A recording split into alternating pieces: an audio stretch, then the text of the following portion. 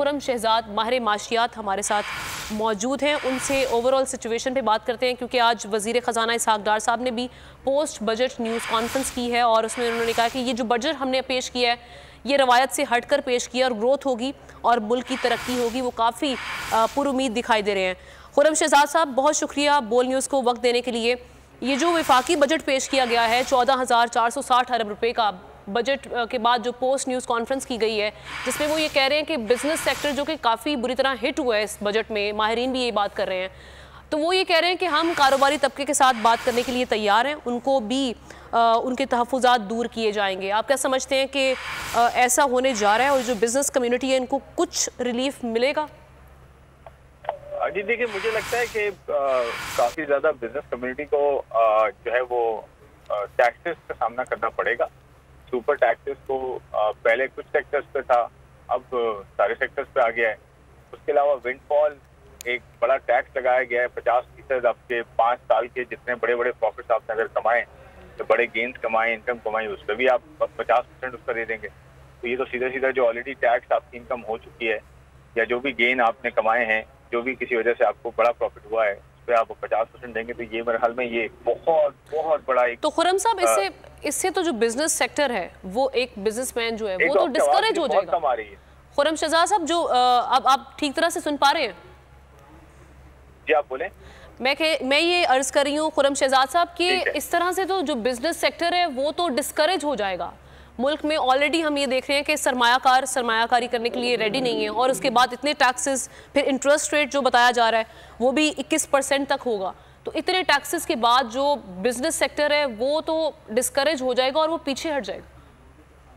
देखिए, डिस्करेज होने से ज्यादा होगा ये कि जो फॉर्मल सेक्टर है उससे डिसइंसेंटिव है टैक्स नेट पर रहने का, या जो बिजनेसेस हैं उनको जो ऑलरेडी टैक्स दे रहे हैं उनको कोई इंसेंटिव नहीं है फॉर्मल रहने का या डॉक्यूमेंटेड रहने का। यहाँ पे ये है कि जो फॉर्मल सेक्टर है वो ज्यादातर ये सोचेगा कि मेरा क्या फायदा फॉर्मल होने का, डॉक्यूमेंटेड होने का, हर चीज पूरी करके देने का, हर टैक्स देने का, जब सारे टैक्सेस मुझ पर लगने हैं, सारे के सारे टैक्सेस मेरी ही इनकम पे लगने हैं, मेरी जो बची कुची इनकम है जो मैंने कमाई है पिछले 5 सालों में, उसी में सारे आपके टैक्स लगाने हैं। तो मेरा क्या फायदा इस मुल्क में बिजनेस करने का, इस मुल्क में फॉर्मल सेक्टर में रहने का। फिर दोबारा 0.6% ट्रांजैक्शन पर टैक्स लग गया है कि आप 50,000 या उससे ज्यादा रकम निकलवाते हैं और आप फाइलर नहीं है तो आप 0.6% टैक्स दें उस पर। इससे ये हुआ था, ये जब पहले लगा था तो उससे जो है कैश इकोनॉमी बहुत बढ़ गई थी, तो अभी भी यही होगा, कैश इकोनॉमी बढ़ जाएगी। फिर उसके अलावा आपने जो है मजीद सुपर टैक्सेस वगैरह लगा दिए हैं।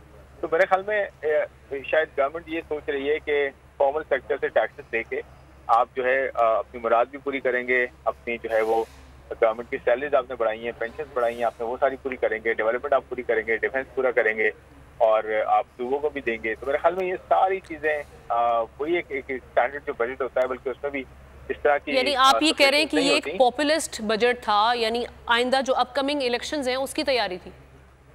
जी बिल्कुल। देखें, एग्रीकल्चर सेक्टर को बहुत ज्यादा मुराद दी गई है और जो गवर्नमेंट सिविलियन जो है, गवर्नमेंट के लोग जो हैं, गवर्नमेंट के जो एम्प्लॉइज हैं उनको मुराद दी गई है, उनकी सैलरीज में इजाफा किया। तो और क्या आप एक्सपेक्ट कर सकते हैं? और मेरे हाल में एक्सपेक्ट भी यही करना चाहिए था कि जो आम आदमी के लिए कुछ खास नहीं होता बजट में और कॉर्पोरेट सेक्टर के लिए खास नहीं होगा, ज्यादातर जो है पॉपुलर बजट होगा। और फिर IMF अब मेरे ख्याल या ऑनबोर्ड आएगा या लास्ट जो उसका रिव्यू है वो पूरा करेगा, वैसे भी जून पे एंड हो रहा है तो IMF भी मुश्किल लगता है। तो अब नई गवर्नमेंट आएगी, इलेक्शंस होंगे, उसके बाद ही कुछ देखा जाएगा। मुझे लगता नहीं है कि 2-3 महीने में कुछ खास। अच्छा, एक टैक्स कलेक्शन के हवाले से कहिएगा, ये बड़ा एम्बिशियस लग रहा है क्योंकि 7200 अरब रुपए हैं, उसे बढ़ा के 9200 अरब रुपए।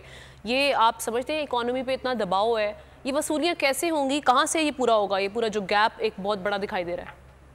नहीं होगा पूरा, क्योंकि देखिए लास्ट ईयर भी आपके होता ये है कि अगर इन्फ्लेशन बढ़ती है, महंगाई में इजाफा होता है, तो कीमतों में इजाफा होता है, तो उस पर टैक्स लगता है, तो वो टैक्स बढ़ जाता है। इसमें ये शायद गवर्नमेंट एक्सपेक्ट कर रही है कि 21% इन्फ्लेशन अगले साल होगी, जो कि बहुत ज्यादा होगी। ये 21% भी बहुत ज्यादा है, तो उस पर आप टैक्स लगाएंगे उसके ऊपर, तो आप ये समझ लें कि टैक्स आइसोलेशन में चल रहा है और ग्रोथ होती रहेगी और इन्फ्लेशन की वजह से जो है ना इकोनॉमिक एक्टिविटी कम नहीं होगी, आप ये अज्यूम कर रहे हैं। तो मेरा नहीं ख्याल कि ये रियलिस्टिक टैक्स टारगेट है, ये पूरा नहीं होगा। और अच्छा, एक इंटरेस्टिंग चीज़ ये आप कह रहे हैं कि रियलिस्टिक नहीं लग रहा ये टारगेट। वज़ीर ख़जाना इसहाक़ डार साहब कह रहे हैं कि इस बार तो हमने इजाफी टैक्स लगाया ही नहीं कोई, और फिर उसके बाद ये इतना बड़ा टारगेट नहीं लगा। नहीं, इजाफी टैक्सेस लगे हैं ना, मैंने आपको अभी यही तो एक्सप्लेन किया कि 50% 5 टैक्स लगा दिया आपने, फिर 0.6% ट्रांजेक्शन टैक्स लगा दिया, बैंक से आप पैसे निकालेंगे 50,000 से ज्यादा, तो एक्स्ट्रा टैक्सेस ही तो है ये, और क्या है। और दूसरी बात ये, टैक्सेस लगाने से ये पूरा नहीं होगा, वजह ये कि टारगेट इतना बड़ा है कि पिछले साल भी पूरा नहीं हुआ, तो अगले साल कैसे पूरा होगा जब इकोनॉमी रिसेशन में, जब इकोनॉमी रिसेशन में होती है तो टैक्स नहीं एक्सपेक्ट करते आपको खर्चे कम करने पड़ते हैं, जो कि इसका ऑपोजिट हुआ है। बिल्कुल ठीक है। अच्छा, और ये जो जीडीपी ग्रोथ है जो अभी मौजूदा हम देख रहे हैं वो 0.3% है, और ये इन्होंने जो टारगेट सेट किए वो 3.5% है। ये अचीवेबल है ये सारी जो क्राइसिस हैं और जो सारी सिचुएशन है इस वक्त इकोनॉमी की, तो आपको लगता है कि ये अचीव हो जाएगा? देखिए, ये अचीव भी हो जाएगा तो कोई बड़ी बात नहीं है, 3-3.5% कोई बड़ा फर्क नहीं पड़ेगा इससे। आपको 6-7% ग्रोथ अगर चाहिए तो पहले आप अपने आप में खर्चे कम करेंगे, अपनी महंगाई को नीचे लेकर आएंगे, उसके साथ साथ फिर जो शरद है उसको नीचे लेकर आएंगे, अपनी करेंसी में कॉन्फिडेंस लेकर आएंगे, अपने एक्सटर्नल इन्वेस्टर जो बाहर के इन्वेस्टर्स हैं फॉरेन, उनमें कॉन्फिडेंस आएगा, लोकल इकोनॉमी बेहतर हो, पॉलिटिकल स्टेबिलिटी आए, ये सब चीजें लिंक्ड है। उसके बाद जाके आपकी ग्रोथ सस्टेनेबल होती है। 3-3.5% तो नेग्लिजिबल है, और ये अचीव हो भी जाएगी तो ये कोई बड़ी बात नहीं है। मैं तो महंगाई की बात कर रहा हूँ कि 3.5% ग्रोथ है और 21% महंगाई है। महंगाई को होना चाहिए 3.5% और ग्रोथ को होना चाहिए 6-7%। ठीक, मेरा ये पॉइंट। ठीक है। अदलो इंसाफ की बात सब करते हैं, पर हकीकत में सच के साथ निडर होके खड़े रहने की जुर्रत नजर नहीं आती। बोल ने तश्कील दी 10 कोर्ट रिपोर्टर्स की टीम, जो केस की बेस तक जा पहुंचे।